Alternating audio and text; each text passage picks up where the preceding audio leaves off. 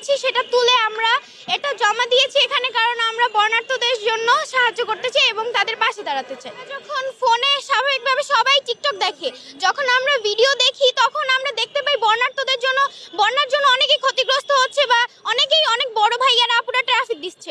ওটা দেখে আমাদের মনে আগ্রহ জাগে যে আমরাও ট্রাফিক দিব, আমরাও তো চাইলে পারি, তারপরে আমরা বন্যার জন্য এরকম সাহায্য করতে পারি। তাই আমরা একটা গ্রুপ করে তারপরে টাকা তুলে সাহায্য করি। আমরা রানীগঞ্জ থেকে এসেছি। ভালোই করেছে, কিন্তু অনেকে আছে যারা দিতে চায়নি, তাদের থেকে একটু কষ্ট করে নিতে হয়েছে, আবার অনেকেই আছে দিয়েছে। আমরা নিয়েছি কারণ হচ্ছে বন্যার্থদের মানে বন্যার জন্য যারা ক্ষতিগ্রস্ত হয়েছে তাদের মধ্যে আমাদেরই অনেক ভাইরা বোনেরা আছে। আমরা তাদের সাহায্য করতে চাই, আমরা তাদের পাশে দাঁড়াতে চাই। এর জন্য আমরা এত কষ্ট করে টাকাগুলো জমা দিয়ে তাদের পাশে থেকেছি। আব্বু আম্মুরা অনেক সাপোর্ট করেছে আমাদের পাশে, আমাদের আব্বু আম্মুরা অনেক সাপোর্ট করেছে, আমাদের বাসা থেকে বের হতে দিয়েছে, অনেক আমরা সাপোর্ট পেয়েছি তাদের থেকে, আলহামদুলিল্লাহ।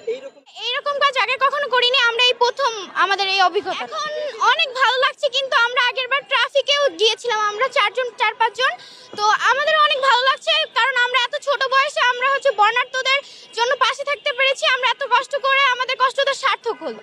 হ্যাঁ, আমরা আগামী দিনে আরো অনেক সাহায্য করতে চাই, সবার পাশে দাঁড়াতে। আমরা সুন্দর বাংলাদেশ আশা করতে পারি, যাতে কোনো দুর্নীতি না থাকে আমাদের দেশে, এরকম নিঃস্বাধীনভাবে আমরা বাঁচতে চাই। হ্যাঁ, এরকম ভাবে আমরা বাংলাদেশটা করতে চাই। আমরা যখন ফোনে স্বাভাবিকভাবে সবাই টিকটক দেখে, যখন আমরা ভিডিও দেখি তখন আমরা দেখতে পাই বন্যার জন্য অনেকেই ক্ষতিগ্রস্ত হচ্ছে বা অনেক বড় ভাইয়ারা আপুরা ট্রাফিক দিচ্ছে। ওটা দেখে আমাদের মনে আগ্রহ জাগে যে আমরাও ট্রাফিক দিব, আমরাও তো চাইলে পারি, তারপরে আমরা বন্যার জন্য এরকম সাহায্য করতে পারি। তাই আমরা একটা গ্রুপ করে তারপরে টাকা তুলে সাহায্য হচ্ছে, কিন্তু আমাদের এই সব থেকে অনেক সাহায্য হচ্ছে, কারণ আমরা যেহেতু আমাদের এখানে নতুন কারিকুলাম আছে, নতুন কারিকুলাম হচ্ছে আমাদের সবচেয়ে ইম্পর্টেন্ট বিষয়টা হচ্ছে ফোন দেখেই সবকিছু এখন শেখা যায়।